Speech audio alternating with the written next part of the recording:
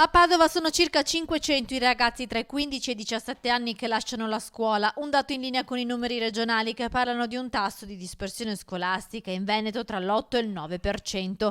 Nonostante il calo, è necessario un intervento per non lasciare soli questi ragazzi. Spesso alle spalle hanno un percorso difficile, si sentono abbandonati dalla società e sono a rischio di marginalità educativa e sociale. Hanno bisogno di un approccio altamente personalizzato, hanno bisogno di fare pace con la scuola, hanno bisogno di fare pace con un mondo degli insegnanti e degli adulti in genere. Parte da qui il protocollo d'intesa Ricomincio da 3, siglato a Palazzo Moroni, tra i servizi sociali e le realtà della scuola, della formazione e dei centri per l'impiego. Un'esigenza, quella di far rete per intercettare tutte le casistiche. I servizi sociali con questo protocollo possono lavorare con il CPA, possono lavorare col centro per l'impiego, possono lavorare con tutti gli istituti professionali, possono lavorare più in sinergia con l'ULSS al fine di dare una risposta più concreta e speriamo anche più efficace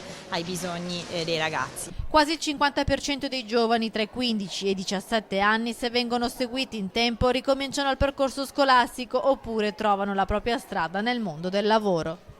Il progetto ha l'obiettivo di recuperare quelli che in qualche modo le scuole non riescono a recuperare, quindi soprattutto coloro che si perdono nel biennio delle superiori e che a un certo punto non vanno più a scuola. L'obiettivo è quello di riportarli in un percorso formale scolastico che poi li porti anche nel mondo del lavoro.